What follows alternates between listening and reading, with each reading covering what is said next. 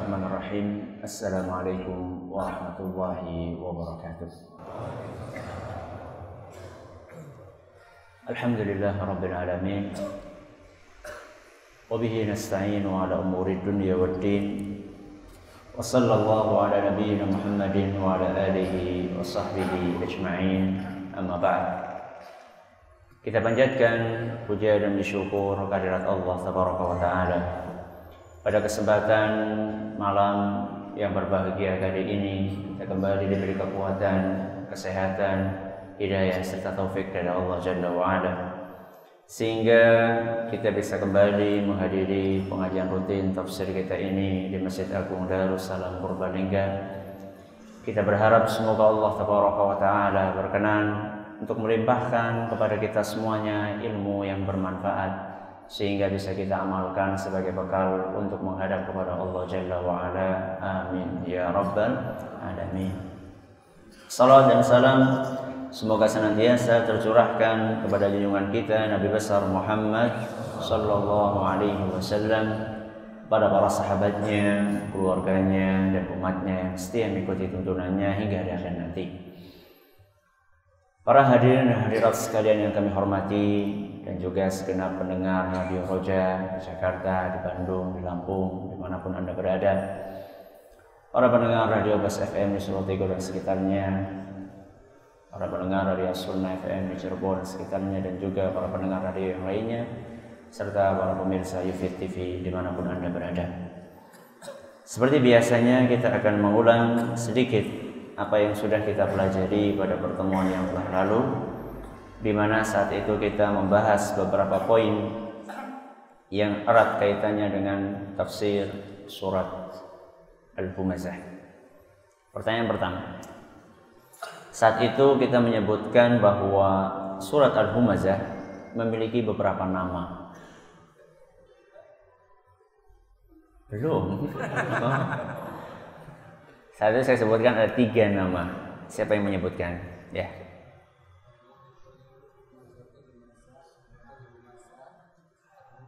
Al-Hutamah, bagus, silakan. 3 nama. Yang pertama surat Wailul likulli humazah, kemudian yang kedua surat Al-Humazah, yang ketiga surat Al-Hutamah. Setelah itu kita membahas poin tentang keutamaan surat Al-Humazah. Dan saat itu kita jelaskan bahwa surat Al-Humazah belum ditemukan ada hadis khusus yang berbicara tentang keutamaan surat ini secara spesifik. Tapi ada sebuah hadis yang bercerita tentang keutamaan surat-surat Al-Mufassal. Dan Al-Humazah adalah salah satu dari surat Al-Mufassal. Kita bawakan hadis tentang perbandingan antara Al-Quran dengan kitab-kitab sebelumnya. Saat itu kita sebutkan bahwa Allah subhanahu wa ta'ala mengaruniakan as-sab'u at-tiwal sebagai ganti dari Taurat. Kemudian Allah mengaruniakan surat-surat Al-Mi'in sebagai ganti dari Zabur, serta surat-surat Al-Mathani sebagai ganti dari Injil. Lalu Allah memberikan kelebihan berupa surat-surat Al-Mufassal. Di antara Al-Mufassal itu adalah surat Al-Humazah. Pertanyaannya, apa yang dimaksud dengan as-sab'ut tiwal? Ya. As-sab'ut tiwal itu 7 surat yang panjang. 7 surat yang panjang. Dari mana sampai mana? Bagus, silahkan. Dari surat Al-Baqarah sampai surat At-Taubah. Pertanyaan berikutnya, apa yang dimaksud dengan surat-surat Al-Mi'in? Itu surat yang lebih dari 100 ayat. Surat-surat yang jumlah ayatnya lebih dari 100. Ngacung dulu toh. Kemudian pertanyaan berikutnya, apa yang dimaksud dengan surat-surat Al-Mathani? Ya. Surat-surat yang ayatnya kurang dari 100. Bagus, silakan. Yang terakhir, apa yang dimaksud dengan surat-surat Al-Mufassal? Surat-surat Al-Mufassal terakhir ini, surat Qaf sampai An-Nas. Monggo. Kali ini Anda beruntung. Surat Qaf sampai surat An-Nas. Berapa surat? 65 surat. Kemudian setelah itu kita menjelaskan tentang tafsir global dari surat Al-Humazah dan kita selesai. Maka pada kesempatan kali ini kita akan memasuki tafsir rinci dari surat Al-Humazah dan kita mulai dari tafsir ayat yang pertama yang berbunyi wailul likulli humazatin lumazah. Mestinya pertama kali kita akan membahas kata wail karena itu adalah kata yang pertama kali muncul. Dan ini sudah pernah kita bahas. Kapan? Antum panjenengan ketemu kata wail kapan? Ketika kita bahas surat apa? Surat Al-Ma'un. Di mana itu? Fawailul lil musallin. Aduh Ustaz, anak fane jadi orang yang muda. Fawailul lil musallin. Jadi sebenarnya kita sudah bahas kata wail. Ada yang masih ingat? Tidak ada hadiahnya ini. Wail macam-macam penafsirnya para ulama. Ada yang mengatakan kebinasaan, ada yang mengatakan kehancuran, ada yang mengatakan kecelakaan, dan ada juga yang mengatakan lembah di neraka yang dalamnya 40 tahun perjalanan, yang airnya dari nanahnya para penghuni neraka yang meler-meler. Ada yang mengatakan seperti itu, ya. Dan sekian banyak penafsiran. Yang jelas inti dari wail itu adalah sesuatu yang sifatnya jelek. Entah itu celaka, entah itu binasa, entah itu buruk. Pokoknya segala sesuatu yang konotasinya adalah negatif. Maka ini adalah merupakan ancaman dari Allah Subhanahu wa taala. Ancaman buat orang-orang yang masuk dalam kategori likulli humazatin lumazah. Humazah dan lumazah, bedanya apa? Wailun, celakalah. Likulli humazatin lumazah, bagi setiap orang yang humazah dan setiap orang yang lumazah. Apa arti humazah? Apa arti lumazah? Para ulama berbeda pendapat. Ada yang mengatakan lumazah dan humazah itu artinya sama. Humazah ya lumazah, lumazah ya humazah. Ada sebagian ulama yang mengatakan sama saja artinya. Humazah sama lumazah itu artinya sama. Ulama yang lain enggak, beda dong. Lawong kata-katanya saja beda. Satunya humazah, satunya lagi lumazah. Walaupun cuma beda awalnya saja. Mirip ya. Walaupun cuma beda awalnya saja sudah beda. Kayak Jono sama Joko. Jono dengan apa? Joko kan beda sehuruf toh pada mbok. Enggak. Walaupun beda satu huruf bisa jadi maknanya akan berbeda. Makanya para ulama mereka menentukan, mereka berbeda pendapat. Maknanya humazah apa, lumazah apa. Imam Ibnu Jauzi menyebutkan ada sekitar 7 pendapat. Saya akan bawakan malam ini 4 saja. Kita korting jadi berapa? Jadi 4. Di antara pendapat-pendapat tersebut, yang pertama, kata mereka humazah. Menurut pendapat yang pertama, humazah adalah orang yang mencela di mukanya orang yang dicela. Face to face, berhadapan-hadapan. Langsung mencela di hadapan mukanya. Ini adalah orang kategorinya humazah. Berarti kalau lumazah apa? Tinggal dibalik saja. Apa? Orang yang mencela di belakang. Pengecut ya. Iya, pengecut. Berarti kalau di muka itu pemberani gitu. Kalau di muka tidak punya malu. Kalau di belakang pengecut ya. Artinya sama-sama negatif. Ini pendapat yang pertama. Pendapat yang pertama mengatakan humazah itu artinya adalah orang yang suka mencela belak-belakan di hadapan orang yang dicela. Kalau lumazah orang yang suka mencela di mana? Di belakang. Ini pendapat yang pertama. Pendapat yang kedua kebalikan dari pendapat ini. Tinggal dibalik saja. Gimana coba? Humazah yang mencela di belakang, lumazah mencela di depan. Gampang toh? Ya, makanya saya bawakan cuma 4, tinggal dibolak-balik saja biar gampang. Pendapat yang ketiga, ya, ini pendapat yang kedua. Pendapat yang ketiga mengatakan humazah itu adalah orang yang mencela menggunakan mata. Mencela menggunakan apa? Mata. Gimana sih mencela menggunakan mata? Melotot. Terus apa? Gimana? Kerok? Atau menyipitkan mata karena ketemu dengan orang yang sipit? Menghina orang yang matanya sipit? Pokoknya menggunakan anggota tubuh lah, ya, menggunakan anggota tubuh berupa mata. Ini al-humazah. Kalau al-lumazah itu adalah orang yang mencela dengan lisan.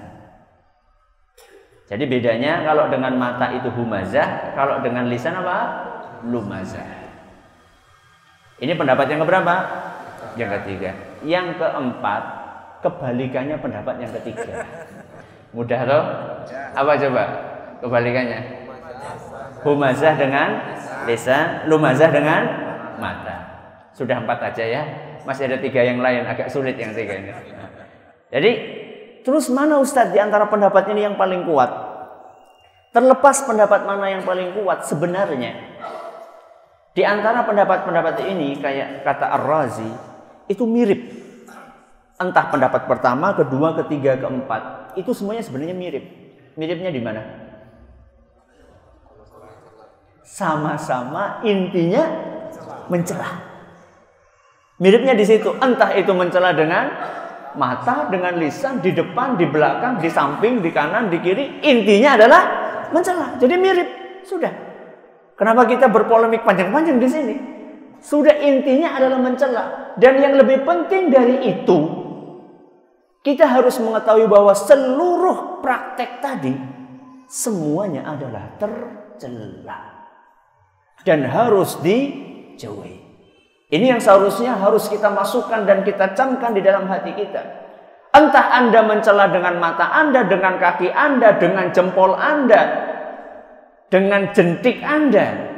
Gimana mencela dengan jentik? Kecil. Itu mencela dengan jari. Atau mencela dengan lisan kita, di depan, di belakang, di samping, di kiri, di depan, di kanan, intinya semuanya tercela dan tidak boleh di dalam agama kita. Dan orang ketika mencela itu motifnya macam-macam. Ada yang mencela beneran. Mencela beneran, sungguh-sungguh dalam mencela. Itu maksudnya gimana sungguh-sungguh dalam mencela? Sungguh-sungguh ya benar-benar bersumber dari rasa iri dan dengki dan benci kepada orang yang dicela. Ini orang yang sungguh-sungguh ya. Sungguh-sungguh dalam mencela, temenanan boleh mencela. Maksudnya apa? Maksudnya dia betul-betul mencela itu karena motif kebencian yang ada dalam hatinya terhadap orang yang dicela. Misalnya karena saingan sama-sama mengejar kursi lurah. Sama-sama mengejar kursi lurah padanya. Akhirnya saling menjatuhkan. Black campaign, kampanye hitam. Kampanye hitam, saling menjelek-jelekkan. Itu kan betul-betul sungguh-sungguh gitu loh. Bersungguh-sungguh mencelanya itu temenanan. Ini ada sebagian orang seperti ini. Karena rebutan kursi. Atau mungkin karena rebutan kembang desa mungkin misalnya. Hati-hati para bujangan. Loh enggak cuma bujangan aja Ustaz. Mungkin karena rebutan bunga desa akhirnya saling menjatuhkan. Ya. Saling menjatuhkan antara calon-calon orang-orang yang mengejar bunga desa tersebut. Ya enggak mesti bunga desa lah, bunga kota juga boleh. Artinya ini semuanya adalah orang-orang yang motifnya mencela benar-benar dengan sungguh-sungguh. Ada sebagian orang mencela itu motifnya bukan sungguh-sungguh, tapi cuma apa? Bergurau. Cuma bercanda. Contohnya katanya untuk mencairkan suasana, ada orang berjalan dengan jalan yang sengaja dipincang-pincangkan untuk mengejek orang lain misalnya yang memang jalannya pincang. Ya. Tujuannya bergurau. Ini diantara dua ini yang boleh yang mana? Semuanya tidak boleh. Walaupun bercanda tidak boleh. Walaupun bercanda tidak boleh. Jadi motifnya apapun, yang namanya mencela, mengolok-ngolok itu tidak boleh. Makanya di dalam Al-Quran Allah Subhanahu wa ta'ala berfirman, Ya ayyuhalladzina amanu la yaskhar qaumun min qaumin. Wahai orang-orang yang beriman, janganlah suatu kaum mengolok-olok kaum yang lainnya. Kenapa wahai Rabbi? Asa an yakunu khairan minhum. Karena bisa jadi yang diolok-olok itu lebih baik daripada yang mengolok-olok. Apakah mesti yang jalannya pincang itu hina di mata Allah dibandingkan orang yang jalannya benar? Maaf, apakah mesti orang yang kulitnya hitam itu lebih rendah di mata Allah dibandingkan orang yang kulitnya putih?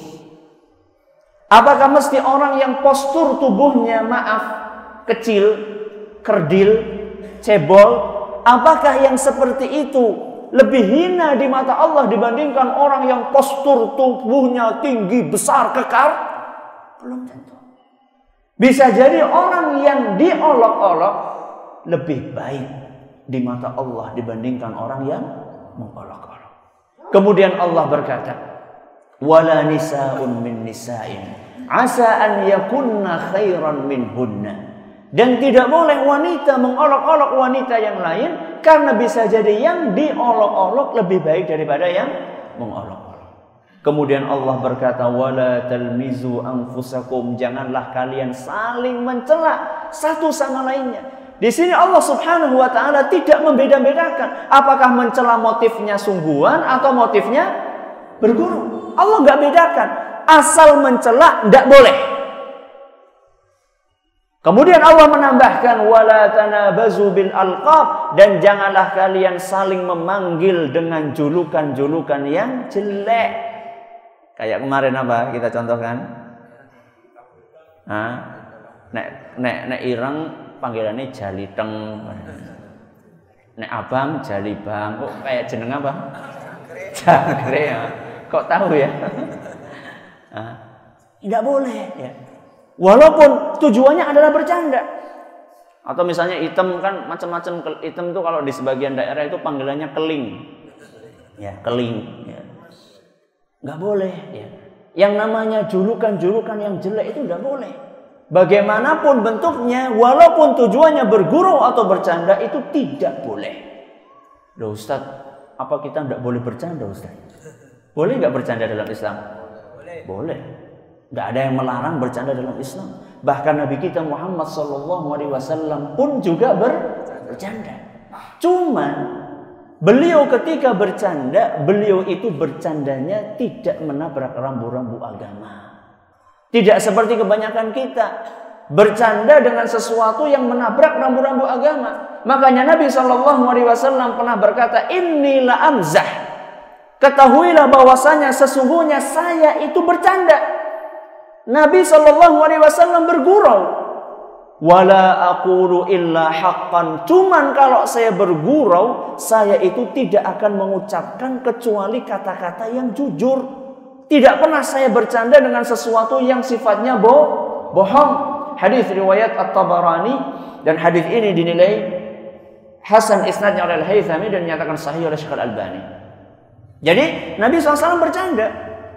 Sebagian orang mengira ya, kalau orang sudah mengamalkan agama ini kemana-mana tidak boleh tersenyum. Jadi kemana-mana kudu sangar. Pokoknya harus kelihatan serius terus. Tidak. Nabi SAW kadang-kadang bercanda juga dengan para sahabatnya. Pernah suatu ketika yang pernah jenengan mungkin sering dengar, ketika ada seorang wanita tua datang kepada siapa? Kepada Nabi SAW. Wahai Nabi, doakan saya supaya masuk surga. Apa kata Nabi SAW? Gak ada nenek-nenek masuk surga, itu gak ada. Ya, orang itu kan udah minta didoakan, katanya gak ada nenek masuk surga. Langsung dia balik nangis terseduh-seduh. Ya Allah, jangan bejane sing mati enom. Kayaknya mati tua kepriwe. Nangis ya. Kemudian dipanggil oleh Nabi SAW.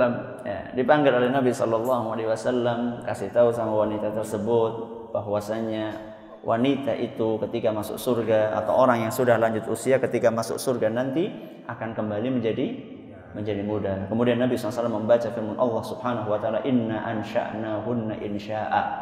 Kami akan ciptakan para wanita itu menjadi wanita yang muda kembali ketika mereka masuk dalam surga. Ini bercanda bukan? Bercanda. Tapi Nabi kan enggak dusta. Nabi dusta enggak? Enggak dusta. Nabi SAW enggak bohong ketika mengatakan tidak ada nenek-nenek di surga. Benar enggak? Benar. Nabi enggak bohong. Dan para ulama kita juga sama. Para ulama kita juga kadang bercanda di antara mereka. Pernah suatu ketika Imam Abu Hanifah ditanya oleh salah seorang yang tanya tentang masalah agama. Wahai Imam, menurut kamu kalau saya mandi siang-siang itu saya sebaiknya menghadap ke arah kiblat atau membelakangi atau menghadap kemana? Sebaiknya menghadap kemana kalau mandi? Ini kan pertanyaan yang apa ya? Ya, ini bukan buang air loh. Ini mandi loh. Mandi itu harus menghadap kemana? Kalau saya nyopot baju, saya mandinya menghadap kemana? Kata Imam Abu Hanifah, yang paling pas kamu menghadap ke arah baju kamu. Supaya apa? Supaya nggak dicuri bajunya. Ini kan bercanda kan, tapi kan masuk akal kan? Bercanda dan apa ya? Bercandanya itu elegan gitu loh.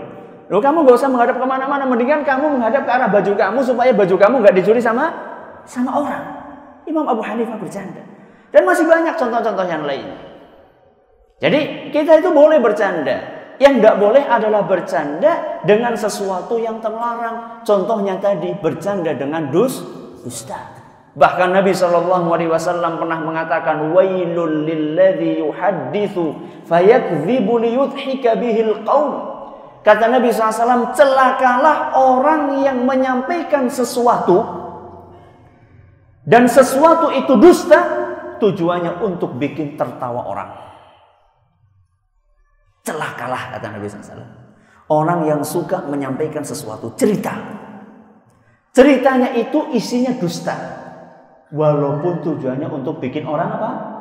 Ketawa. Kemudian Nabi mengatakan, fawailun lahu, wailun lahu, celakalah dia. Hadis riwayat Abu Dawud dan dinyatakan hasan oleh Tirmidzi dan Al-Albani. Nah, hati-hati ya. Nah, gue masalah ya. Hati-hati. Ya, kalau mau bergurau, mau melucu, jangan sampai menabrak apa? Menabrak rambu-rambu agama. Maka dari sini kita mengetahui bahwasannya agama kita itu sangat menganjurkan kita dan memotivasi kita untuk menjaga seluruh anggota tubuh kita, terutama apa? Lisan. Secara global Allah Subhanahu wa taala mengingatkan dalam Al-Qur'an, innas sam'a wal basara wal fuada kullu ulaika kana anhu mas'ula. Sesungguhnya penglihatan kalian, kemudian pendengaran kalian, bahkan hati nurani kalian, semuanya akan mempertanggungjawabkan apa yang dilakukan. Al-Quran surat Al-Isra ayat 36.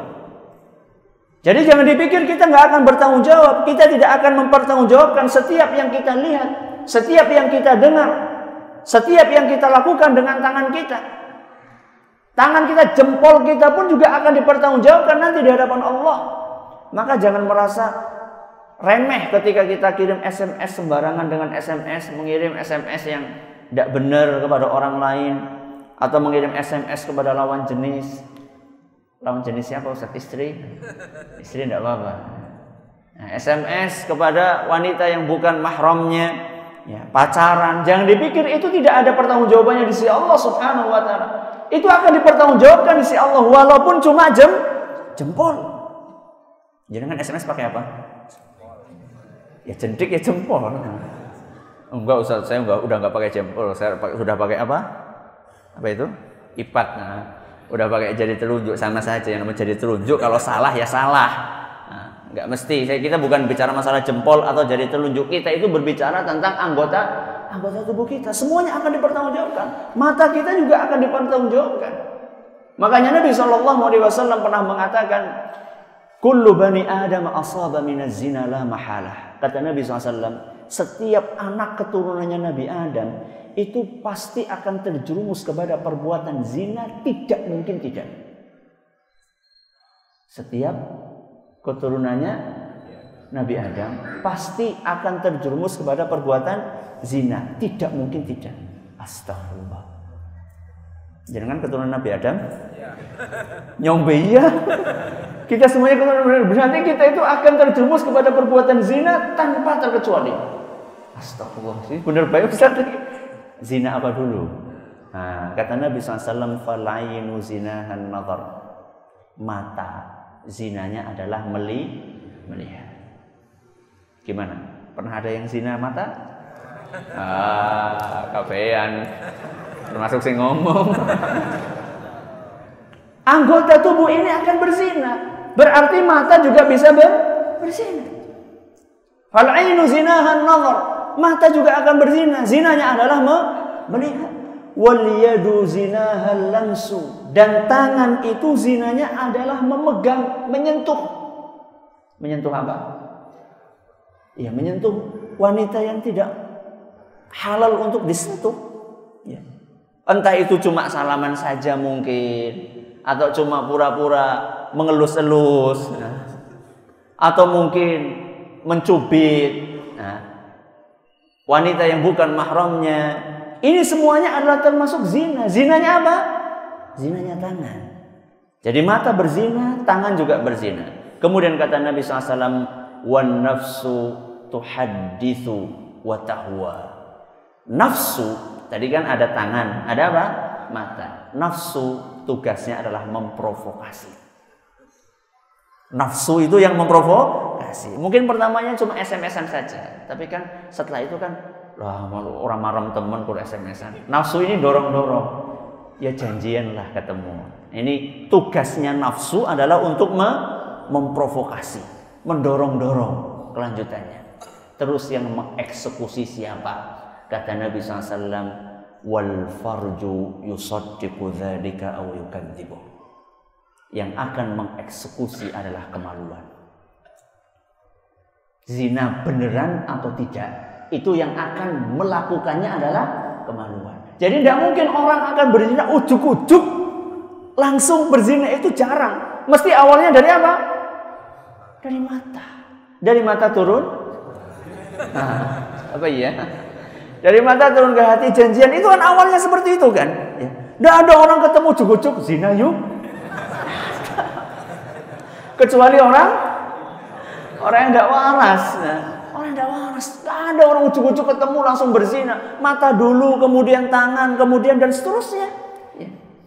Inilah yang dikatakan oleh Nabi SAW, setiap anak keturunan Nabi Adam itu pasti akan terjerumus kepada perbuatan zina tanpa bisa dia hindari.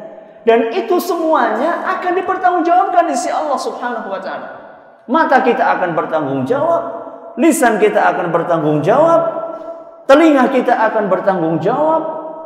Apa yang sudah dimasukkan ke dalam telinga itu nanti akan dipertanyakan oleh Allah Subhanahu wa taala. Terutama lisan.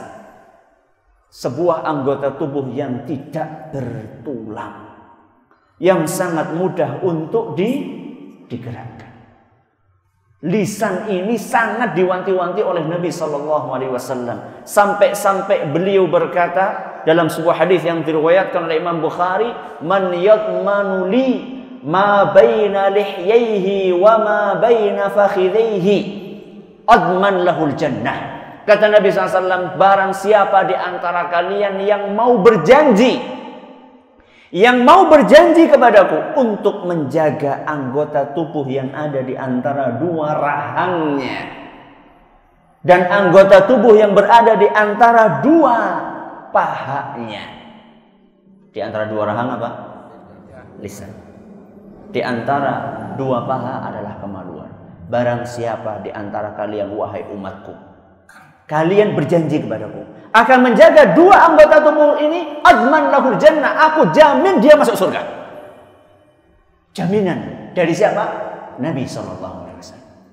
Siapa yang bisa menjaga kemaluan dan lisannya, aku akan jamin dia masuk surga.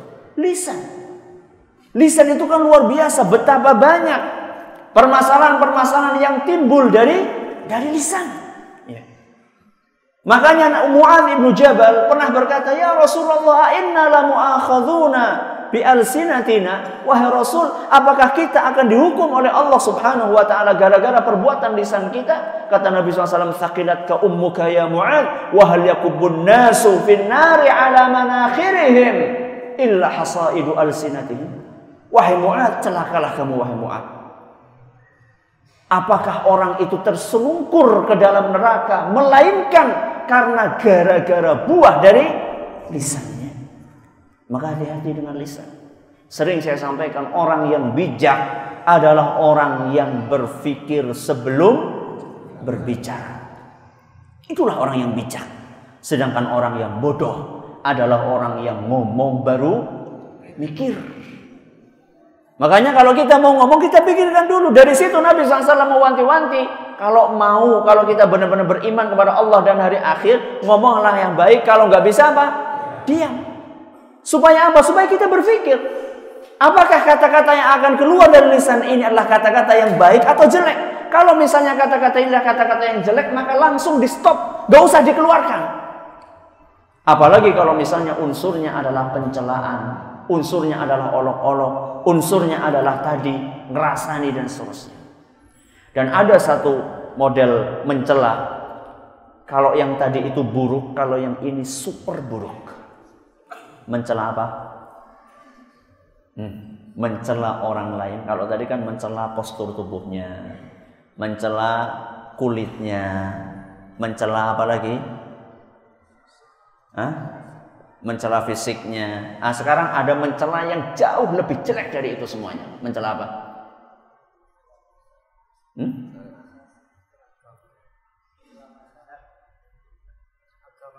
Agamanya. Kok gimana mencela agama? Mencela agama itu maksudnya gimana? Ada orang jujur dicela, jujur we acul. Itu mencela agama. Artinya ada orang mempraktekkan agama, kemudian dicela. Hati-hati. Di dalam Al-Quran Allah Subhanahu wa ta'ala begitu tegas untuk menjelaskan hal tersebut dalam Al-Quran surat Al-Mutaffifin ayat 29 sampai 34. Dalam surat Al-Mutaffifin ayat 29 sampai 34 Allah Subhanahu wa ta'ala berfirman, "Innal ladzina ajramu kanu minal ladzina amanu yadhakun." Orang-orang yang jahat, orang-orang yang banyak dosa adalah orang-orang yang menertawakan orang-orang yang beriman. Wong jujur kok malah diguyu. Ya kan sekarang kan orang kan aneh kan, kalau ada orang, jadi orang gelem korupsi, jujur lah, akhirnya didiskreditkan, dikucilkan di kantor. Karena apa? Karena tidak mau mengikuti kebiasaan buruk yang ada di kantornya. Dihina, dijelek-jelekkan, dikatakan sok suci, ya. Kayak surga ngene dhewek. Lho jenengan wis ora gelem usaha menghina orang lain. Ya. Ini menghina karena keimanan. Ini sangat buruk, bahkan super buruk. Ya. Bukan berarti yang tadi mending, tidak. Ya. Bukan yang tadi menghina orang postur tubuhnya itu mending, tidak. Tapi itu buruk. Ini lebih apa? Lebih buruk lagi. Wa idza marru bihim yataghamazun. Seandainya orang tersebut atau orang-orang yang beriman lewat di hadapan mereka main-main mata, menjelek-jelekkan dia, mengedip-edipkan matanya. Intinya isyarat menjelek-jelekkan orang tersebut. Misalnya ya, contoh saja, ada wanita yang mungkin dia ingin mempraktekkan untuk menutup aurat dengan sempurna. Untuk menutup aurat dengan sempurna. Sampai mukanya juga ditutup. Kadang-kadang ada dia lewat gitu pakai cadar. Tahu-tahu ada anak-anak muda lagi pada nyanyi, ya, gitaran, tahu-tahu ketika lewat kok lirik lagunya langsung dirubah. Apa? Ninja Hattori. Ya. Jadi lagunya awalnya nggak ada kaitannya apa, ujuk-ujuk ada wanita pakai cadar, pakai apa, langsung diganti lagunya Ninja Hattori. Gimana sih lagunya? Oh nggak tahu. Saya lupa itu, saya dulu pernah dengar kayak gitu. Apa ya? Nah, pokoknya Ninja Hattori lah intinya lah. Itu mengolok-olok nggak boleh. Ya. Yang seperti itu nggak boleh dalam agama kita. Ya. Kalau misalnya ada orang lewat kemudian dihina, wa idzan qalabu ila ahlihim qalabu fakihin. Ketika mereka pulang ke keluarga mereka, mereka pulang dalam sukaria, senang mereka sudah menghina orang-orang yang beriman, menghina orang-orang yang ingin mengamalkan tuntunan Nabi sallallahu alaihi wasallam. Wa idza ra'awhum qalu inna haula'i ladallun. Seandainya mereka melihat orang-orang yang beriman itu, mereka mengatakan orang-orang itu adalah orang-orang yang sesat. Subhanallah. Memutarbalikkan apa? Fakta. Orang yang benar dikatakan sesat. Maka hati-hati, ya. Hati-hati dari itu semuanya. Itu adalah termasuk model menghina karena motif orang yang mengamalkan itu adalah mengamalkan agama. Yang paling gampang mungkin di zaman kita ini ada sebagian orang yang mulai memelihara apa? Jenggot. Ketika mulai agak panjang dikit, ada orang lewat, Dalaman ini besar badan. Hati-hati, ya. Hati-hati.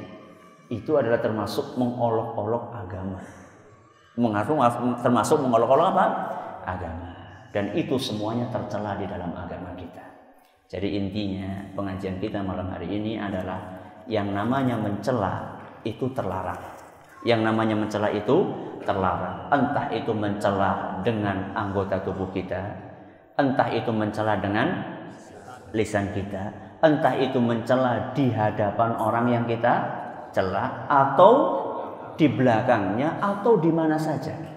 Entah itu motifnya sungguhan atau motifnya bergurau, apalagi kalau yang dicela itu karena mengamalkan perintah agama. Semuanya itu tercela. Dan yang lebih parah yang tadi itu, yang terakhir, yang mencela orang lain karena orang tersebut mengamalkan ajaran agama. Semoga kita semuanya dihindarkan oleh Allah Subhanahu wa taala dari praktek-praktek tersebut. Terima kasih atas perhatiannya. Mohon maaf segala kurangnya. Kita tutup dengan membaca subhanakallahumma wa bihamdika asyhadu an la ilaha illa anta astaghfiruka wa atubu ilaik. Assalamualaikum warahmatullahi wabarakatuh.